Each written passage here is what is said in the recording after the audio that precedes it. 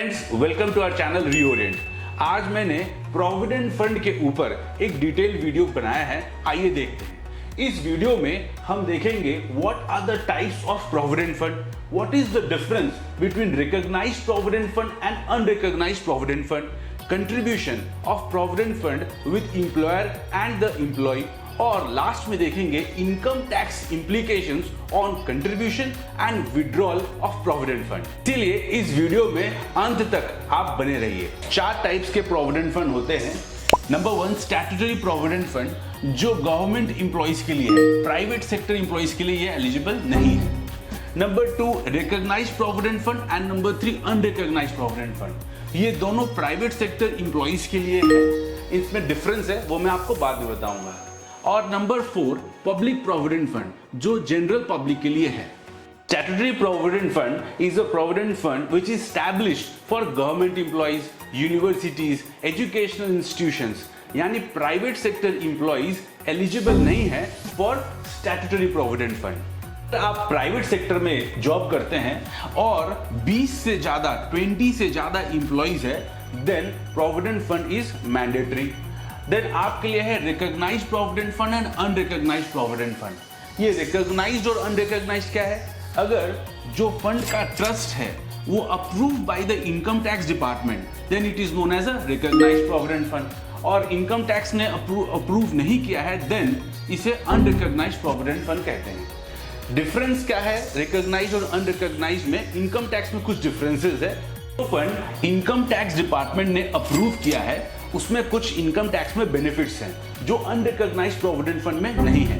इसके बेनिफिट्स क्या है मैं कुछ ही देर में बताता हूं। लास्ट में है पब्लिक प्रोविडेंट फंड। ये जनरल पब्लिक के लिए है, इसमें कोई भी कंट्रीब्यूशन कर सकता है। इसका टेन्योर 15 इयर्स का होता है। तो प्रोविडेंट फंड का रुपया है वो दोनों एम्प्लॉयर एंड एम्प्लॉय कंट्रीब्यूट करते हैं टुवर्ड्स प्रोविडेंट फंड और इन्वेस्ट करते हैं किसी अप्रूव गवर्नमेंट स्कीम में, या फिर ट्रस्ट फॉर्म करते हैं और वो ट्रस्ट अपना पैसा इन्वेस्ट करता है। आइए देखते हैं what is the distribution of provident fund between employer and employee. आपका सैलरी 15,000 से नीचे है, यानी लेस देन 15,000 है, then employee contribution towards provident fund कितना है? 12% of basic salary plus dearness allowance. Employer contribution कितना है टुवर्ड्स प्रोविडेंट फंड है? 3.67% of basic salary plus dearness allowances. और एम्प्लॉयर कंट्रीब्यूट करता है towards pension scheme of employees कितना? 8.33% of basic salary plus dearness allowance.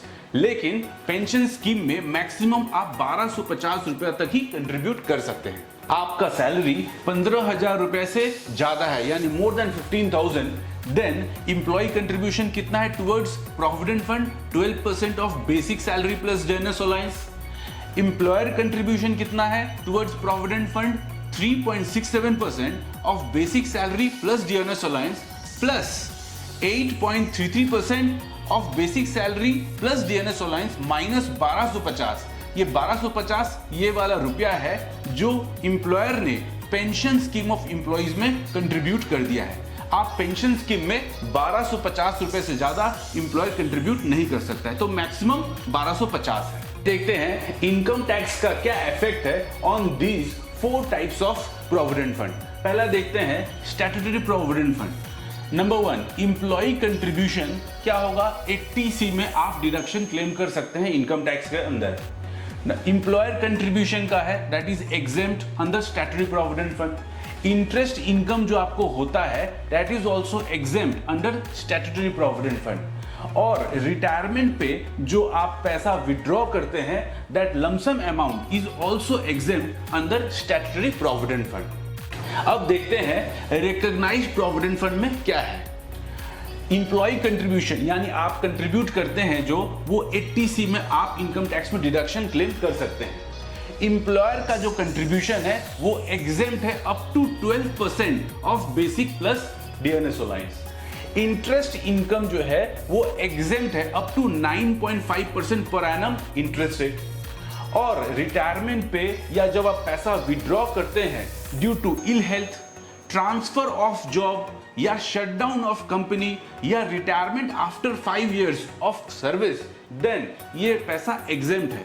Otherwise in सब के अलावा या रिटायरमेंट आप 5 इयर्स ऑफ सर्विस के पहले कर ले रहे हैं, देन इट इज टैक्सेबल। देखते हैं अनरिकॉग्नाइज्ड प्रोविडेंट फंड में क्या होगा। इंप्लॉय कंट्रीब्यूशन टैक्सेबल है, यहां पे आपको कोई डिडक्शन नहीं मिलेगा under income tax act. Employer contribution exempt है। इंटरेस्ट ऑन इनकम जो मिलेगा वो दैट इज ऑल्सो एग्जेम्प्ट। अब जब वैसा विड्रॉ करते हैं देन इंप्लॉय कंट्रीब्यूशन जो है वो तो एग्जेम्प्ट है बिकॉज यहां पे टैक्सेबल हो गया। इंटरेस्ट ऑन इंप्लॉय कंट्रीब्यूशन, आपके कंट्रीब्यूशन में ही जो इंटरेस्ट मिला है आपको वो टैक्सेबल होगा under the head income from other sources.